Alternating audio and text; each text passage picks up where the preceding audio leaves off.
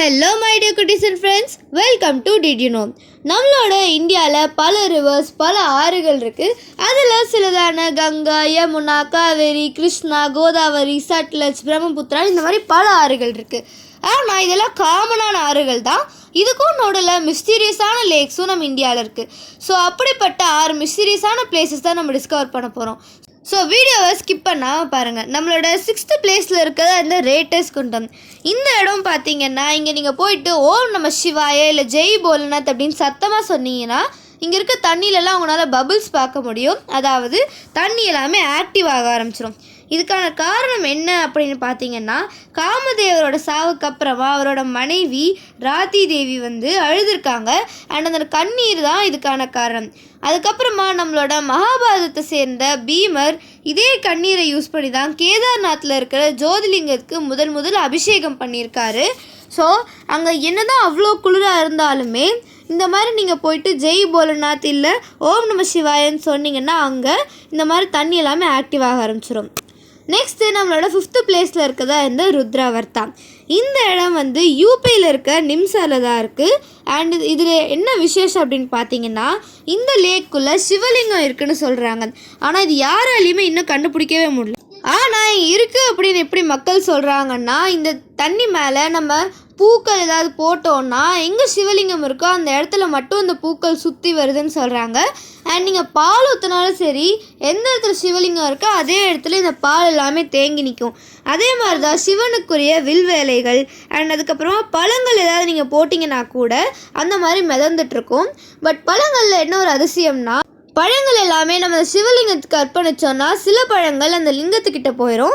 And சில பழங்கள் நமக்கு மேலே மிதந்துட்டு நிற்கும். இதுக்கான காரணம் என்னென்னா, அந்த சிவலிங்கம் நமக்கு பிரசாதத்தை தருது அப்படின்னு சொல்கிறாங்க. அடுத்தது நம்மளோட 4வது இடத்துல இருக்க பீமகுண்டம். நம்ம முதலாவதாக பார்த்த மாதிரி இந்த இடமும் நம்மளோட மகாபாரதத்தை சேர்ந்த பீமருக்கு சம்மந்தமானது தான். இந்த இடம் எங்கே இருக்குன்னு பார்த்தீங்கன்னா மத்திய பிரதேசத்தில் தான் இருக்குது. அண்ட் இந்த இடத்தோட கதை என்னன்னு பார்த்தீங்கன்னா, நம்மளோட பாண்டவர்கள் அவங்களோட வனவாசத்தில் இருக்கும் போது அவங்களுக்கு தண்ணி ரொம்ப தேவைப்பட்டுச்சு. அதனால பீமர் அவரோட கதையை கொண்டு நிலத்தில் ஓங்கி அடிச்சிருக்காரு. அப்படி அடித்ததுனால பாதாள லோகம் வரைக்கும் அந்த அதிர்வுப்பட்டு அவ்வளோ தூரம் அந்த டீப்பில் இருக்குதுன்னு சொல்கிறாங்க. அண்ட் இன்னுமே மனுஷங்களால் அது எவ்வளோ டெப்த் இருக்குன்றதை கண்டுபிடிக்கவே முடியல. எவ்வளவோ டெக்னாலஜிஸ் இன்னும் இதை கண்டுபிடிக்கவே முடியல. அண்ட் இந்த இடத்தோட தண்ணியோட கலர் பார்த்திங்கன்னா பயங்கர ப்ளூயிஷாக இருக்குது.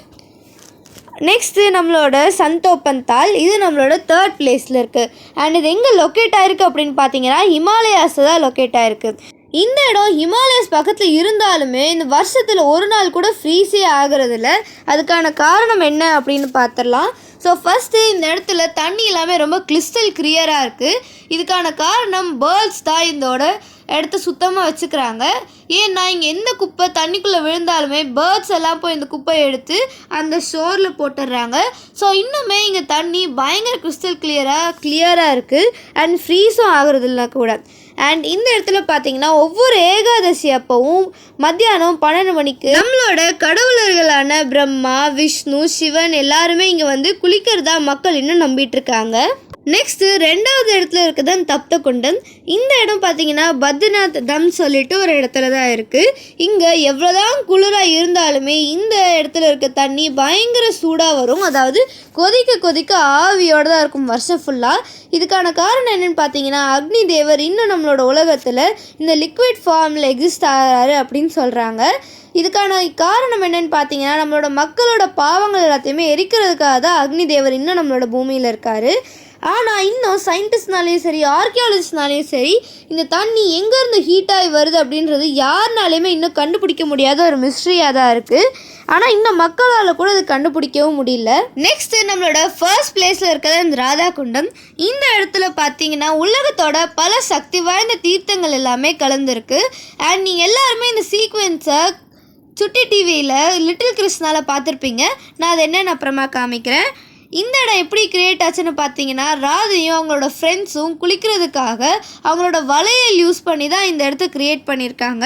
அண்ட் இது இன்னுமே உலகத்தோட பல தீர்த்தங்கள் நிறைஞ்ச இடமா தான்